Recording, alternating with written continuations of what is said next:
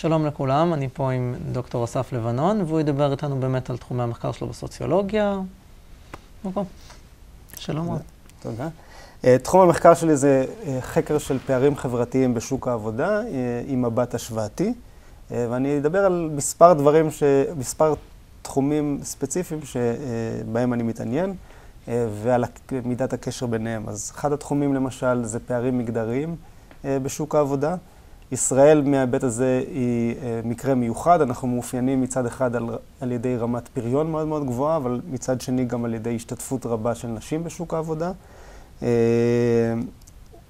ההשתתפות של הנשים בשוק העבודה היא לא רק בכל נקודת זמן אם אנחנו מסתכלים על כלל על שוק העבודה, אלא גם אם אנחנו מסתכלים על מהלך החיים של נשים בשוק העבודה. אז בישראל רוב הנשים עובדות גם לפני וגם אחרי הלידה ובאופן רציף במהלך כל החיים.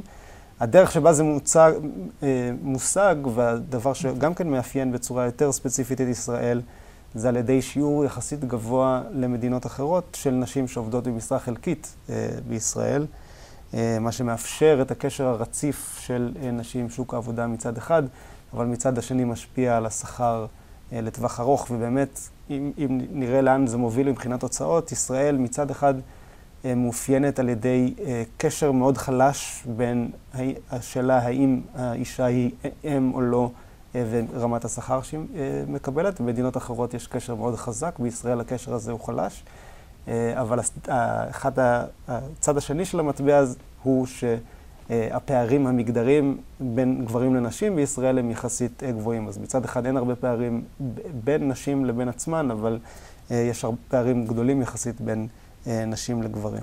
תחום אחר שאני חוקר הוא חקר של עוני. אז בזמן האחרון הייתי חלק ממחקרים שבחנו עוני בקרב עובדים. גם כאן ישראל יש לה עמדה ייחודית יחסית. אנחנו משקיעים מעט יחסית משאבים, אם משווים אותנו למדינות אחרות, בהכשרה מקצועית למשל, ותחומי מדיניות שמשפיעים באופן ישיר על תעסוקה. לעומת זאת אנחנו משקיעים הרבה יחסית על קצבאות, כמו קצבת הבטחת הכנסה בהשוואה למדינות אחרות. אם מסתכלים על התוצאות, אנחנו יכולים לראות שישראל יש בה שיעור מאוד מאוד גבוה של עניים בקרב עובדים, כמעט פי 2 מהממוצע במדינות OECD. אם מסתכלים מי הם האוכלוסיות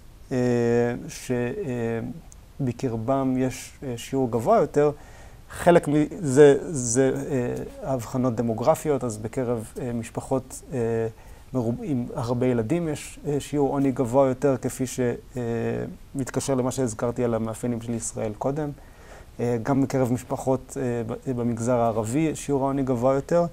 ואם מסתכלים על מאפיינים גם מאפיינים שקשורים למבנה שוק העבודה וגם למאפייני המשפחות, אז משפחות שבהם יש גברים או נשים שעובדים במשרה חלקית מיוצגים ייצוג יתר בקרב העניים. אז זה מחבר אותנו שוב לדפוס העבודה היחסית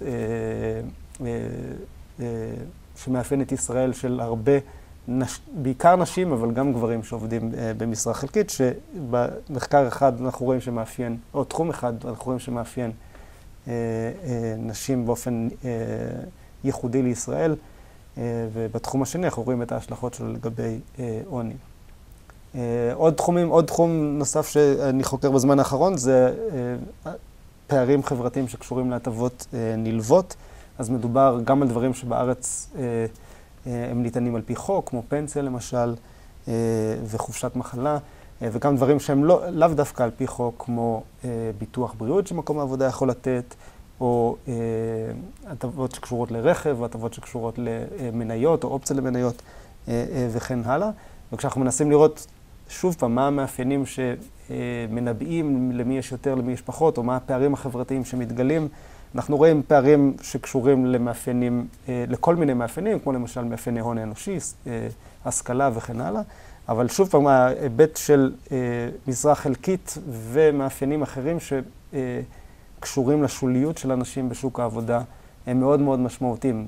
קרי, האנשים שעובדים במשרה חלקית, הסיכוי שלהם לקבל הטבות, מעבר להטבות הבסיסיות שניתנות על פי חוק, הם מאוד מאוד נמוכים, וזה מאפיין לא רק אנשים במשרה חלקית, אלא גם גברים ונשים שעובדים בהעסקה לא ישירה, כעובדי קבלן, או אנשים שזמניים במקום עבודה, או שטווח ההעסקה שלהם הוא לא ארוך טווח. אז על פני רוב הדברים שבהם אני עוסק, אני רואה פעם אחר פעם את הדברים שעולים, ואחד מהדברים שמושך את תשומת לבי בזמן האחרון באופן ניכר, זה השוליות בשוק העבודה. אז מאפיינים כמו משרה חלקית או משרה מלאה, עובדי קבלן וכן הלאה, זה דבר משמעותי ביותר. תודה רבה לך שהצגת את הנושאים שאתה חוקר, ותישארו איתנו ותראו עוד הרצאות. טוב.